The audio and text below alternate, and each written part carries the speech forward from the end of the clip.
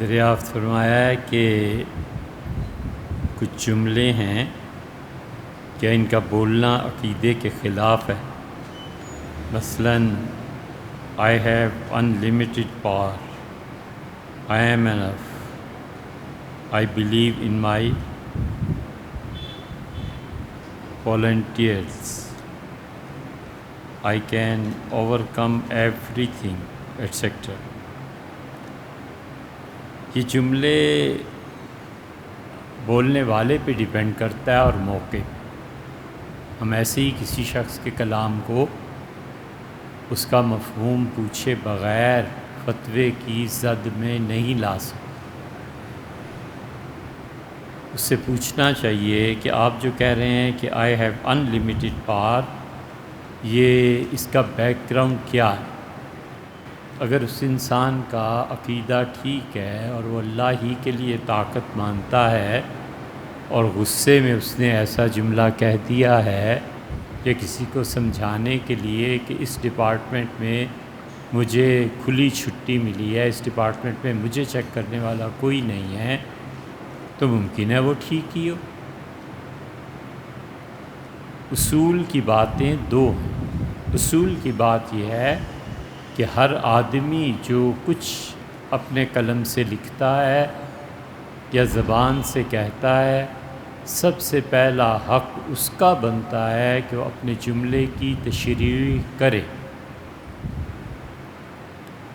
وہ کہتا ہے کہ میں پروردگار ہوں لوگوں کا، تو اس جملے کو اس سے پوچھنا چاہیے کہ تمہارے کیا معانی ہیں، یہ جملہ کیوں بولا گیا. اگر وہ ایسی تعویل اور توجیہ کر دے کہ جس کو تسلیم کیا جا سکے عقلاً اور شرعاً، تو کیا ضرورت ہے اس کے گمراہ ہونے کا فتویٰ دینے کی. تو اصول میں سب سے پہلا حق لکھنے اور بولنے والے کا بنتا ہے کہ آپ اپنے کلام کی وضاحت کریں. تو اس لیے جب تک ایسے جملوں کا بیک گراؤنڈ اس آدمی کی اپنی بات جو اس نے ادا کی ہے تشریح نہ ملے، کوئی فتویٰ نہیں دینا چاہیے، نہ دیا جا سکتا. ایک بزرگ تھے اور وہ صبح نماز پڑھ کے بیٹھے. یہ محض تشریح کے لیے ہے، اس لیے نہیں ہے کہ ان چیزوں سے ہم کوئی مسائل کو ثابت کرتے ہیں، میں سمجھانے کی غرض سے، سمجھنے کی غرض سے. تو بار بار کہہ رہے تھے کہ نہ تو میرا خدا ہے اور نہ میں تیرا بندہ ہوں. کافی دیر کے بعد انہیں ذرا سی ہوش آئی تو کسی نے کہا حضرت جی آپ کیا کہہ رہے تھے؟ کہہ رہے تھے کہ وہ شیطان مردود رات سے مجھے تنگ کر رہا ہے اور کہتا ہے مجھے خدا مان. میں اسے بار بار کہہ رہا ہوں مجھ پہ اللہ کی توحید کا، اللہ کی وحدانیت کا اتنا غلبہ ہے کہ میں اسے بار بار کہتا ہوں کہ نہ تو میرا خدا ہے نہ میں تیرا بندہ ہوں. اس سے بات کر رہا تھا. جملہ وہی ہے، کہاں سے کہاں بات پہنچی. حضور اقدس صلی اللہ علیہ وسلم نے توبہ کی قبولیت پہ جو حدیث آئی ہے بخاری شریف وغیرہ میں، اس میں فرمایا ہے کہ بندہ اتنا خوش ہوا اونٹنی ملنے پہ کہ اس نے کہا تو میرا پروردگار ہے، تو میرا بندہ ہے اور میں تیرا رب ہوں اے اللہ. تو اب یہ جملہ کفر کا نہیں تو اور کیا ہے، مگر اس کے باوجود حضور صلی اللہ علیہ وسلم نے کچھ نہیں کہا. تو اس لیے جو بھی آدمی کوئی بات کہتا ہے سب سے پہلے اس سے پوچھنی چاہیے. یہ ہے فتوے کی بات. باقی رہ گیا تقویٰ اور فنائیت، وہ بہت دیر سے آتی ہے، مسلسل اپنی نفی کرنے سے آتی ہے اور مسلسل اللہ کا اثبات کرنے سے آتا ہے. یہ لا الہ الا اللہ جو ہے نا، یہ پہلے اپنی اور اپنے سارے معبودوں کی نفی ہے اور پھر اثبات ہے کہ اللہ کے علاوہ کوئی نہیں ہے. جب اس میں قدم راست ہو جاتا ہے تو یہ تو بہت بڑے جملے ہیں، اسے میں کہتے ہوئے ڈر لگتا ہے، میں نہیں بولتا، کچھ اور پناہ تلاش کرتا ہے کہ میں کچھ نہیں، میری حیثیت کچھ نہیں. وہ ایک تقویٰ کا مقام ہے، وہ اللہ جس کو بھی نصیب کرے.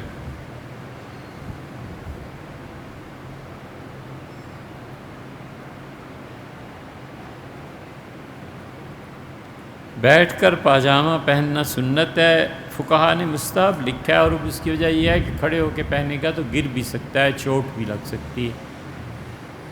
بہت سی چیزیں شریعت میں ایسی ہیں جو مختلف علوم سے ثابت ہوتی ہیں، اور اس کے لیے کتاب و سنت کے حوالے تلاش کرنا ایک کسی پاگل کا کام ہے، نہیں دیے جا سکتے۔ شریعت نے اصول کی بات بتا دی کہ وَأْتُوا الْبُيُوتَ مِنْ أَبْوَابِهَا، گھروں میں ہمیشہ آؤ اس کے دروازے سے۔ اس سے معلوم ہوا کہ دیواریں پھلانگ کر آنا شریعت سے کوئی اچھا کام نہیں سمجھتی۔ ہوتا یہ تھا کہ عرب مدینہ منورہ سے حج کو جاتے تھے، اور جب واپس آتے تھے تو وہ دروازے سے داخل نہیں ہوتے تھے، کہتے تھے گناہ گار تھے ہم، گناہوں کے ساتھ اس دروازے سے نکلے ہیں، اب پوتر ہو کے پاک ہو کے آئے ہیں تو ہم اس دروازے سے نہیں گزریں گے۔ پھر پیچھے دیوار توڑی جاتی تھی اور پھر آتے تھے۔ لکھنؤ کی تہذیب دیکھ لو، مدتوں رہی، اب تو خیر اتنی نہیں رہی، لیکن لکھنؤ کی تہذیب یہ تھی کہ جنازہ جس گھر سے اٹھتا تھا پچھلی دیوار توڑ کے دروازہ بنا کے اس سے جنازے کو گزارتے تھے، اور جو گھر میں آنے جانے کا دروازہ ہے اس سے نہیں لکھنوی استعمال کرتے تھے، کہتے تھے اسی سے زندہ گزرتے ہیں، اسی سے مردہ گزرے گا تو پتہ نہیں وہ موت ہم پہ ہی نہ آ جائے۔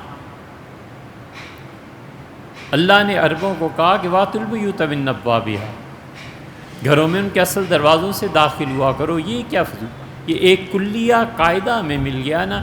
اس قاعدے سے یہ پتہ چلا کہ آدمی کام ہمیشہ اس طریقے سے کرے جس طریقے سے وہ کام رسم میں یا قوم کے اعتبار سے یا اپنی تسلی کے لیے ہوتا ہے، کام اس طریقے پہ کرنے چاہیے۔ اس سے پتہ چلا کہ دھوتی میں گڑ رکھ کے اسے لوٹے سے توڑنا یہ درست کام نہیں ہے۔ گڑ کو کاٹنے کے لیے چھری بھی ہے اور چیزیں بھی ہیں، آدمی انہیں استعمال کرے۔ اور اس سے معلوم ہوا کہ بال پوائنٹ پین سے ہزار بند ڈالنا جو عام طور پہ ہاسٹلز میں ہوا کرتا ہے، یہ کوئی اچھی حرکت نہیں ہے۔ ہزار بند ڈالنے کے لیے کوئی چیز ہے تو اس سے ڈالا جائے، یہ نہ کیا جائے۔ اور اس سے معلوم ہوا کہ اگر کوئی سگریٹ پیتا ہے تو اللہ نے اسے کہا ہے کہ طریقے اور قاعدے سے کام کرو، اسے بجھائے اور جا کر ڈسٹ بن میں ڈال دے۔ یہ تھوڑی ہے کہ دیوار سے رگڑ کے وہیں پھینک دیا تاکہ اس کی بو سے دوسرے بھی محظوظ ہوں۔ تو اللہ ایک اصول دے دیتا ہے، ایک قاعدہ دے دیتا ہے۔ اب کوئی کہے کہ اس سگریٹ کو جو تم نے ادھر جا کر پھینکا ہے اس پہ بھی کتاب، کہاں سے کتاب و سنت؟ یار ایک اصول خدا نے دے دی۔ فتویٰ صرف کتاب و سنت ہی میں نہیں ہوتا، یہ غلط فہمی دور کرنی چاہیے۔ فتویٰ مختلف علوم سے لے کر اسے پھر شریعت کی نظر میں دیکھا جاتا۔ مثلا فقہا نے یہ لکھا ہے، اس کی حقیقت ہمیں نہیں معلوم، لیکن فقہا نے لکھا ہے کہ جب بھی انسان بیت الخلاء میں بیٹھے تو بائیں طرف کا جو پاؤں ہے، گھٹنا ہے، اس پہ زور دے کے، وہ پرانا جو انڈین سٹائل تھا اس کے مطابق، اور وہ کہتے ہیں کہ اس طرف معدہ ہوتا ہے اور اس سے انسان کو زیادہ جلدی فراغت حاصل ہو جاتی ہے۔ اب یہ فراغت حاصل جلدی ہوتی ہے نہیں ہوتی، معدہ ادھر ہوتا ہے کدھر، ہمیں کچھ معلوم نہیں، لیکن اس کی اصل کتاب و سنت سے ہرگز نہیں ملے گی۔ اس کی اصل میڈیکل سے مل جائے گی، اور وہ یہ میڈیکل میں مل جائے گا کہ اللہ تعالیٰ نے فرمایا لا تہلکوا انفسکم، اپنی جانوں کو ہلاک مت کرو، اپنی صحت کے یعنی خیال کیا کرو، نہ ایسی چیزیں کھاؤ، نہ ایسے کام کرو جس سے تمہاری جان برباد ہو جائے، جسم کو کوئی نقصان پہنچ جائے۔ تو وہ ایک مسئلہ جو ہے وہ ثابت طب سے ہوا۔ فقہا کیا لکھیں گے؟ فقہا لکھیں گے یہ ثواب کا کام ہے، مستحب۔ سردیاں آ گئیں، حکیم کہے گا دہی زیادہ نہ کھایا کریں ورنہ آپ کو نزلہ ہو جائے گا۔ اس پہ عمل کرنا مستحب ہے، اچھی بات ہے، اس سے کہ انسان کی صحت محفوظ رہتی ہے۔ اب وہ کوئی کہے کہ اس پہ کوئی حدیث لاؤ، کہاں سے یار حدیث لائیں؟ حضور اقدس صلی اللہ علیہ وسلم سمپل بتا دیا کہ اپنی صحت کی حفاظت کرنی ہے، بس اتنی سی بات ہے۔ تو اس لیے بیٹھ کے پاجامے کو پہننا وہ اس وجہ سے ہے کہ اس میں آرام ہے، راحت ہے، ایسے نہ ہو کہ انسان گر جائے، یہ چیز۔ حضرت مآب صلی اللہ علیہ وسلم رسالت مآب لکھنا تھا، یہ کیا کیا؟ حضرت رسالت مآب صلی اللہ علیہ وسلم کھانے کے درمیان اور کھانے کے فوراً بعد پانی نہیں پیتے تھے، کوئی تحقیق نہیں بھیا، کچھ معلوم نہیں۔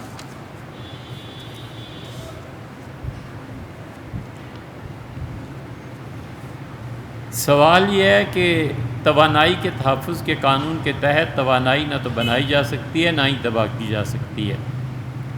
یہ مسلمانوں کے اس عقیدے کے خلاف لگتا ہے کہ جب قیامت آئے گی تو ہر چیز تباہ ہو جائے گی، لیکن جنہوں نے یہ قانون لکھا ہے اسے منطقی وجوہات دے کر بھی ثابت کریں اس سے مسلمانوں کا رد عمل کیا ہونا چاہیے، اور ہمیں اس قانون سے انکار کرنا چاہیے، اور ہم کیسے باور کرائیں گے کہ یہ قانون جھوٹ پہ مبنی ہے۔ اس کا مطلب ہے کہ آپ فزکس کے ایک قانون کی بات کر رہے ہیں جو نیوٹن نے دیا تھا۔ مناسب یہ ہوگا کہ اس قانون کے خلاف جن لوگوں نے کام کیا ہے، حتیٰ کہ انہیں نوبل پرائز ملا ہے، اور اب جو نئی تھیوری آئی ہے کہ matter can created and can be destroyed, اس کا مطالعہ کر لیں تو آپ کو کافی کچھ اس میں مل جائے گا۔ دوسرا سوال یہ ہے کہ وہابیوں اور اس قسم کے لوگوں پہ ہم نے تنقید کیا، لیکن حضرت مولانا منظور نعمانی صاحب رحمۃ اللہ علیہ لکھا ہے کہ وہ ایک اچھے انسان ہیں اور انہوں نے اس کا دفاع کیا ہے۔ مفتی اعظم جنوبی افریقہ کے مفتی ابراہیم ڈیسائی صاحب نے بھی عبدالوہاب صاحب مراد ہیں ان کی تعلیم کو بعد کے لوگوں کے غلط سمجھا، اور انہیں شیخ کے بیان کا غلط اور زمین میں فساد کا باعث بنے۔ شیخ محمد بن عبدالوہاب ان چیزوں کی برداشت کے قابل جواب نہیں ہے۔ ہم جو سمجھ پائے ہیں کہ حضرت مولانا منظور نعمانی صاحب نے اور مفتی ابراہیم ڈیسائی صاحب نے محمد بن عبدالوہاب اور ان کی تحریک کو ڈیفینڈ کیا، اور ہم نے انہیں برا کہا۔ ہمارا خیال ہے کہ وہ جو کچھ اصل حقائق ہے نا، وہ ابھی تک امت کے سامنے نہیں آئے۔ ہم نے کئی مہینے نیشنل لائبریری انگلینڈ میں لندن میں بیٹھ کے کئی مہینے ان چیزوں کو پڑھا ہے کہ خلافت عثمانیہ کیسے ختم ہوئی تھی، سعودی خاندان نے کیسے بغاوت کی تھی، انہوں نے کس طرح مسلمانوں کو قتل کیا تھا اور مارا تھا۔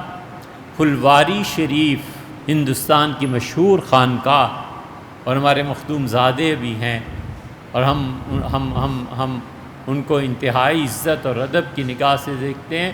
ان کے بڑے حضرت رحمۃ اللہ علیہ 1926 میں حج کے لیے حاضری ان کی ہوئی تھی۔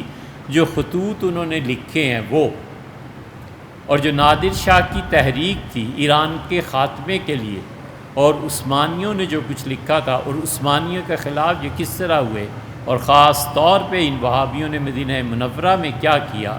انگریز ہے، شاید ہڈسن اس کا نام ہے، ایسے ہی کچھ نام ہے، اس پہ ہم نے لکھا بھی ہے۔ اس کی آپ پڑھ لیں، اس نے جو اپنی یادداشتیں لکھی تھیں، اور اس کے انتقال کے بعد اس کی بیوی نے چھپوائی تھیں کہ کس طرح برطانیہ کے ساتھ سازشیں کر کے انہوں نے حرمین شریفین میں عثمانیوں کو ختم کیا۔ محمد بن عبدالوہاب کو کیوں آخر شامی جیسے فقیہ نے لکھا کہ یہ خارجی ہے۔ تاریخ کا یہ سارا تاریخ پہلو حضرات کے سامنے ہوتا تو شاید تحریر نہ فرماتے، لیکن جو کچھ انہوں نے اپنی تحقیق کے مطابق لکھا ہے، بہرحال ان کی تحقیق ہے، اور تاریخ میں ان کی تحقیق اور ہم لوگوں نے جو کچھ پڑھا ہے اس میں اگر تصادم ہو تو کوئی ایسی بات نہیں ہے۔ یہ ہمارا خیال یہی ہے کہ عالم اسلام کو برباد کر دینے والی اور تباہ کر دینے والی تحریکات، ان میں محمد بن عبدالوہاب کی تحریک تھی۔ مولانا منظور نعمانی صاحب رحمۃ اللہ علیہ تو پھر قابل احترام ہزار ہمارے شیخ مولانا ابو الحسن علی ندوی رحمۃ اللہ علیہ بھی نظرات کی تعریف فرماتے تھے، لیکن یہ ایک ایسی چیز ہے جس کا تعلق تزکیہ سے، ذکر اذکار سے نہیں ہے۔ حضرت رحمۃ اللہ علیہ کی تاریخ میں تحقیق تھی، اور کچھ لوگوں کی اور رائے بھی ہے، تو اس اختلاف رائے سے گھبرانا کیا۔ اکثر کہا جاتا ہے کہ قرآن کریم ایک مکمل اور جامع ترین کتاب ہے جو ہر موضوع کو ذکر کرتی ہے، ہر موضوع کو نہیں کرتی۔ بھائی قرآن کریم میں تمام اقوام عالم کا تذکرہ ملتا ہے، لیکن ایسے کیوں ہے کہ یونانی قوم کا براہ راست یا اشارتاً بھی کوئی ذکر نہیں، حالانکہ یونانیوں کے ذکر کے بغیر آگے بڑھ جانا ممکن نہیں۔ اگر یونانیوں کا کسی بھی عنوان کے ذیل میں ذکر موجود ہے تو برائے کرم ارشاد فرمائیں ہمیں بھی نہیں ملا۔ بھی یونانیوں کی تہذیب اب تک ہے، یونانیوں کے جو قوانین بنائے ہوئے تھے ارسطو کے، افلاطون کے، بقراط کے وغیرہ وغیرہ، اب تک اس پہ عمل ہو رہا ہے، لیکن قرآن کریم نے اس قوم کی طرف اشارہ کیا، ہمیں نہیں معلوم، اور قرآن نے ساری چیزوں کو لیا بھی نہیں۔ کیمسٹری کے کتنے اصول آپ قرآن کریم سے ثابت کر سکتے ہیں؟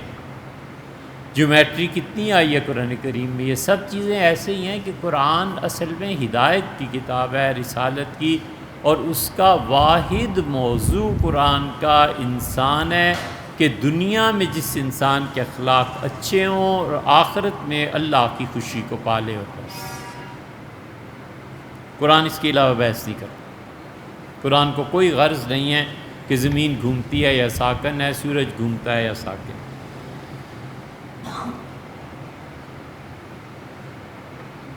قرآن کریم کو اس سے کوئی بحث نہیں ہے کہ ذوالقرنین پہلے تھا یا شاہ مصر پہلے تھا۔ قرآن بالکل ٹو دا پوائنٹ بات کرتا ہے کہ کس چیز کا اثر دو چیزوں پہ پڑے گا، ایک تمہاری اخلاقیات پہ انسان بناتا ہے، اور دوسرے اللہ کا قرب اور اللہ کا بوجھ۔ یہ کام کرو گے، خدا نے ارادہ کیا ہے کہ وہ ایک بہت بڑی بستی بسائے گا، اور اس نے کہا اس بستی میں لوگ حسد بھی نہیں کریں گے، جھوٹ بھی نہیں بولیں گے، ایک دوسرے کی غیبتیں بھی نہیں کریں گے، اور ان کو ہر چیز وافر مقدار میں مہیا کریں، جو ان کا جی چاہے عیش کریں، زندگی گزاریں۔ اللہ نے یہ کہا ہے، اور اس بستی میں اس کو داخل کرے گا جس کے اخلاق دنیا میں اچھے تھے، اور بس۔ وہ نماز جتنی بھی اچھی پڑھتا تھا، حج جتنا بھی اچھا کرتا تھا، اور وہ اللہ تعالیٰ سے کتنا بھی استغفار کرتا تھا، اس کے نمبر کٹ جائیں گے اگر انسانوں کے باب میں اس نے کوئی خیانت کی تھی، لوگوں کو تکلیف پہنچائی تھی، لوگوں کا مال غصب کر لیا تھا، لوگوں کی زمین پہ ناجائز قبضہ کر لیا تھا، اپنے گھر میں اپنی بیوی، اپنی بیٹیاں، عورتیں، ان کا خیال نہیں کیا تھا، یہ سب نمبر کٹیں گے اور اللہ کے ہاں بہت سخت معاملہ ہو۔ حضور اقدس صلی اللہ علیہ وسلم نے ایک جملے میں بات سمیٹ دی۔ آپ نے فرمایا خیرکم خیرکم لأہلہ، تم میں سے سب سے اچھا آدمی وہ ہے جو اپنی بیوی کے لیے سب سے اچھا ہے۔ یہ آئینہ دے دیا ہے، ہر آدمی اس آئینے میں دیکھ لے، اگر اس کی بیوی ہے کہ میں اس کے ساتھ کیا سلوک کرتا ہوں، سوچ لے میرے ساتھ بھی یہی ہو۔ عرفان عملی کے سلسلے میں حضرت کیا اذکار بتاتے ہیں؟ کون حضرت؟ شیخ عبدالقادر جیلانی رحمۃ اللہ علیہ۔ یہ کون؟ آپ نے نام لکھ دیا ہوتا تو جواب میں آسانی ہیں۔ نہیں، میں کہاں مراد اللہ ہوگا۔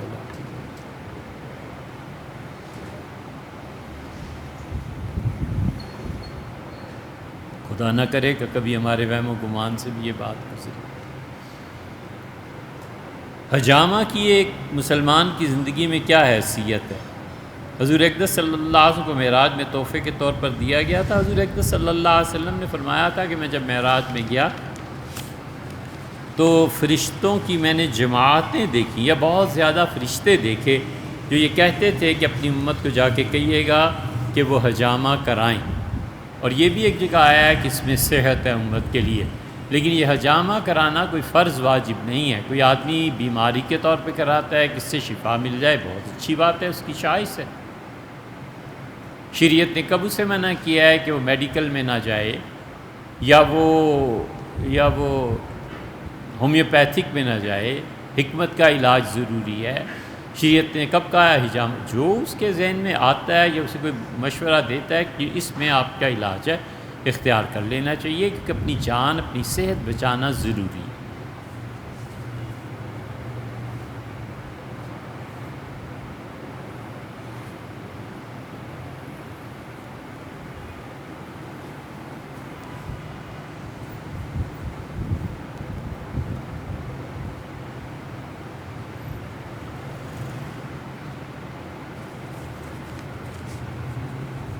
دو انتہائی قریبی عزیز رشتہ داروں کا آپس میں تجارتی لین دین میں سخت اختلاف ہے، اور اتنا زیادہ ہے کہ دونوں خاندان برباد ہو جائیں گے، اور میرے ذہن میں یہ تجویز آتی ہے کہ جو پیسہ ہے اس کی نامی بانڈز خریدے جائیں، اور ہو سکتا ہے کہ اللہ کو منظور ہو تو اتنی بڑی رقم 40 لاکھ روپے انعام میں نکل آئے۔ یہ آپ سوچ سمجھ کے تحریر کر رہے ہیں کہ اللہ کو اگر منظور ہو تو حرام پیسہ اتنا مل جائے، اللہ کو منظور ہو تو سود کی اتنی رقم مل جائے یہ اللہ کی طرف حرام کی نسبت کرنا یہ درست ہے؟ اللہ تعالیٰ سے معافی مانگنا چاہیے۔ ایک ہی صورت ہو سکتی ہے کہ آپ کے نزدیک بانڈز کی رقم جائز ہو، جیسے کہ بریلوی علماء کا فتویٰ ہے، تو پھر ٹھیک ہے، آپ جو یعنی مطلب یہ کہ پھر بانڈز کی رقم ٹھیک ہے تو اللہ کی طرف نسبت بھی ٹھیک ہے، تو ان دونوں کا آپ تصفیہ کرا دیں۔ یہ نہیں کہا جا سکتا بھائی جب تک آپ اپنی حیثیت واضح نہ کریں۔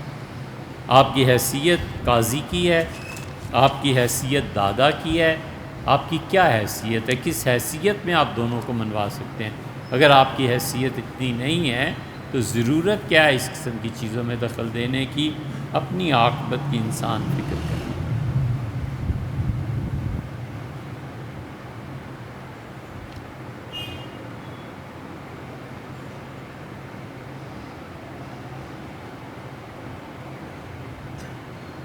آج کل کی غربت اور بھوک کو مٹانے کے لیے کیا اس چیز کی گنجائش ہے کہ بڑی رقم پر سود حاصل کیا جائے، لیکن صرف غریبوں کو دینے کے لیے؟ جب جدید بینکنگ کا نظام چل ہی رہا ہے تو اگر اپنے نفع کے لیے میں اور صرف خدمت خلق کے لیے استعمال ہو تو پھر بھی ناجائز ہے۔ بھیا ان کاموں میں نہیں پڑنا چاہیے۔ جیسے کوئی یہ ایسے ہی ہے جیسے کوئی کہے میں ڈاکہ ڈالتا ہوں تاکہ غریبوں میں اس رقم کو تقسیم کروں۔ اس کے 3 پہلو ہیں، جناب والا غور فرما لیں۔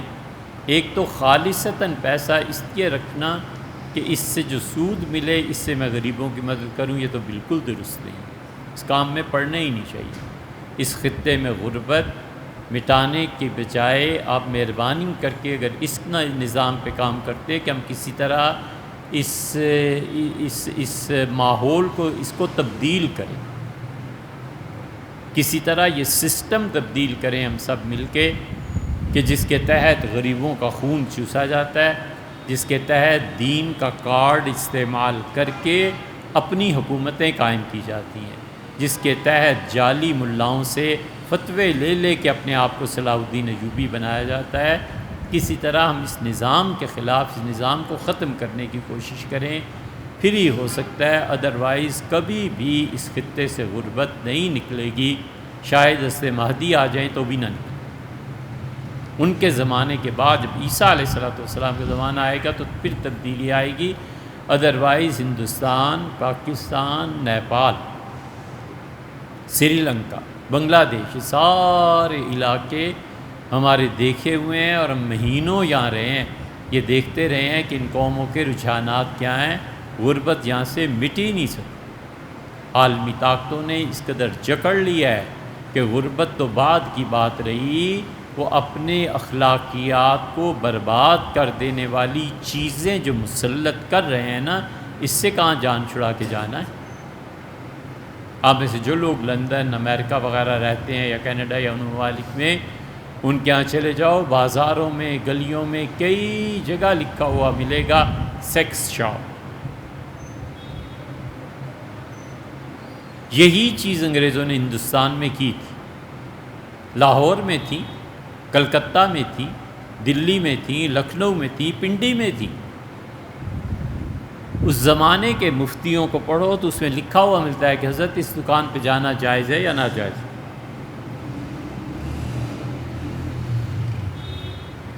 یہ بس دنوں کی بات ہے، یہ چیزیں ہمارے ہاں آئی ہوئی بھی ہیں۔ اب دکان کیا کھولنی، اندرون خانہ سارے کاروبار ہو۔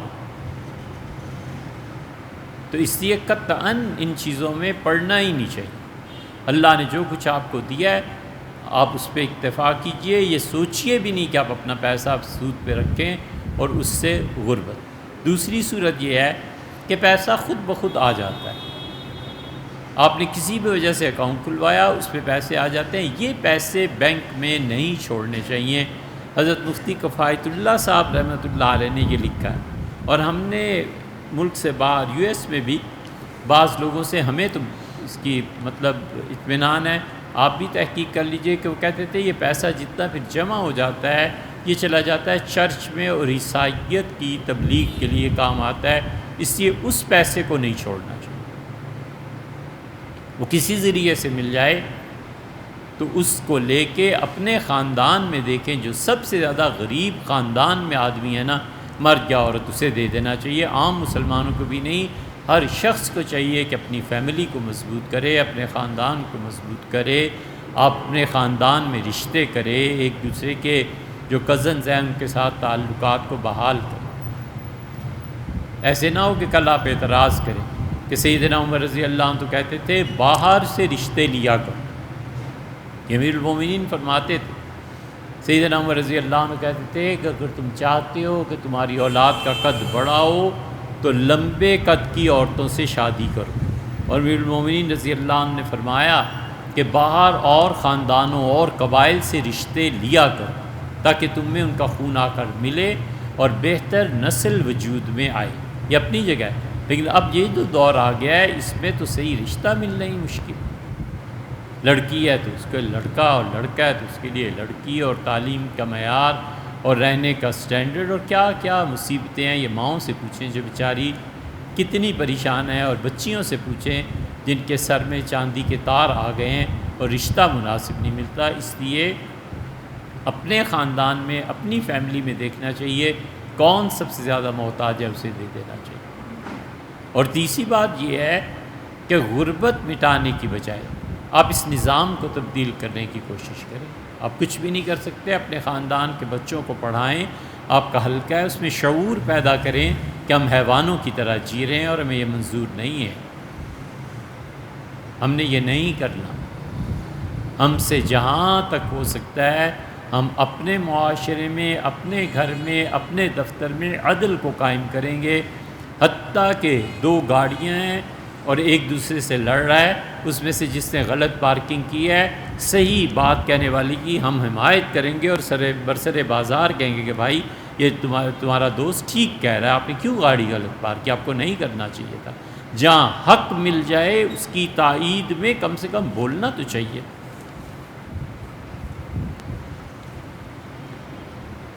سچے دل سے توبہ و استغفار کرنے سے مکافات عمل سے بچا جا سکتا ہے۔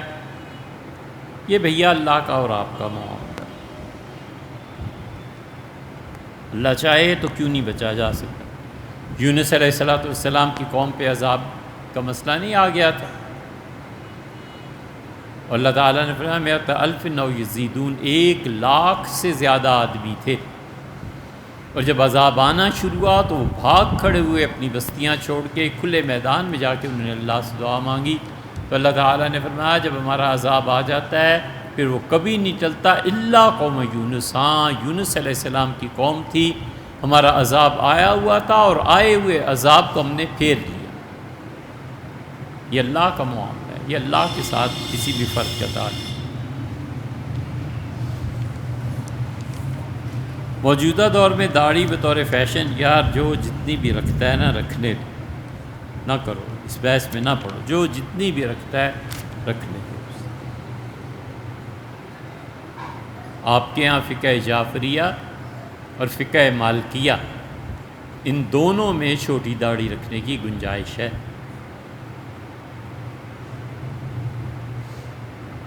گاڑی یا بائک پر سفر کے دوران بہت سے لوگ لفٹ مانگتے ہیں، اگر نہ دی جائے تو گناہ گار نہیں ہوتا انسان، اس لیے کہ اس کی اپنی چوائس ہے نا۔ وہ ایمرجنسی تو کوئی ہے نہیں ایسی کہ جس میں ضروری فرض اور واجب ہو، اس میں بھی ایک شرط ہے کہ ایسے نہ ہو یہ مت کرو، کسی انسان کو اطمینان ہو تو پھر کرے، نہ ہو تو نہ کرے۔ سلطان اورنگزیب عالمگیر رحمۃ اللہ نے حکم دیا کہ جتنی سرنگیاں اور جتنے باجے اور یہ چیزیں ہیں ختم کی جائیں۔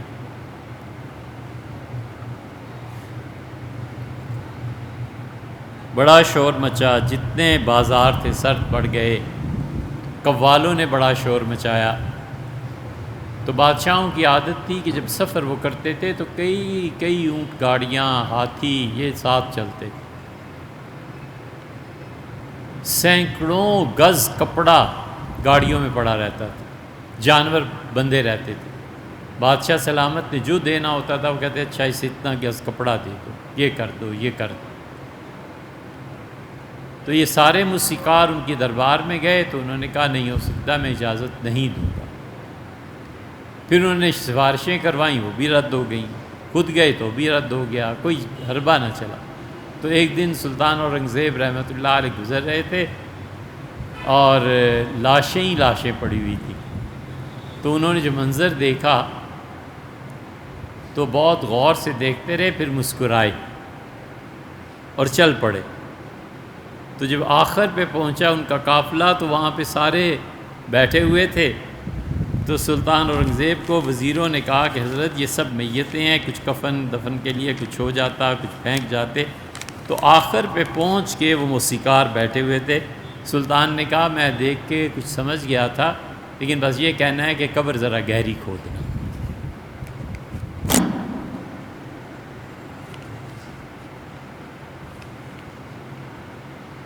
جنات اور انسانوں کی دنیا ایک ہی ہے؟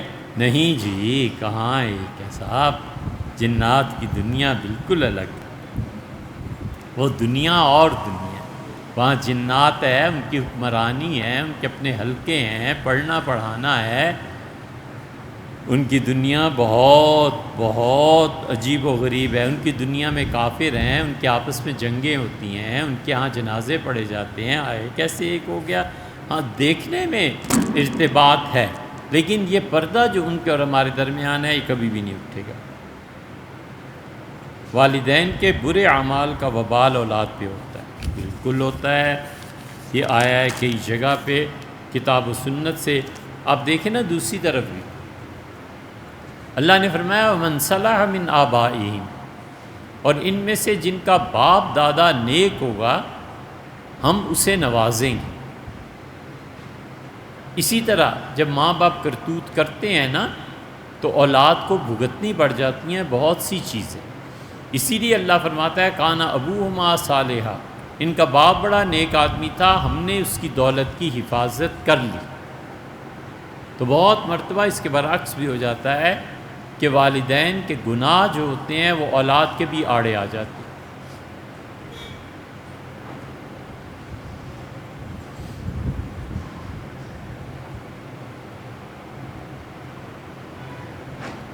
علامہ اقبال سے ملنے آئے تھے ایک کشمیری، تو علامہ نے ان سے پوچھا کیسے آنا ہوا، تو ان کا کچھ دن آپ کے ساتھ گزارنا چاہتا ہوں۔ ان کا رہ جائیے۔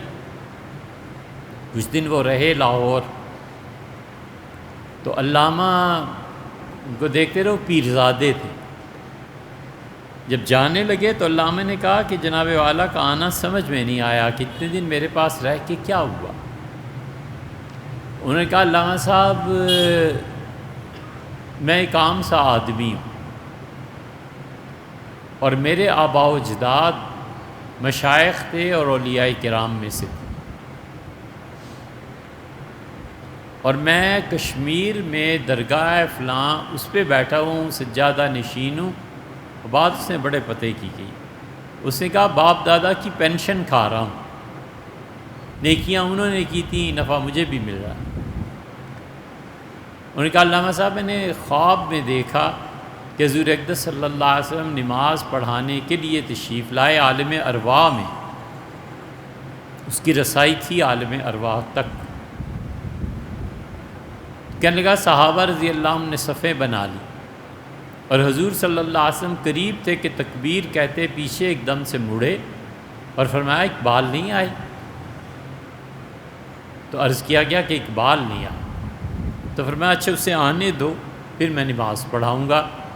علامہ نے سنا اور کپ کپی رکت طاری ہو گئی، سارا جسم ان کا ہلنے لگا اور رونے لگے۔ تو انہوں نے کہا میں سوچتا رہا کہ اقبال کون ہے جس کا نماز میں حضور صلی اللہ علیہ وسلم انتظار فرماتے ہیں عالم ارواح میں۔ پھر میں نے سوچا کہ میں آپ سے ملوں آ کے اور آپ کو دیکھوں۔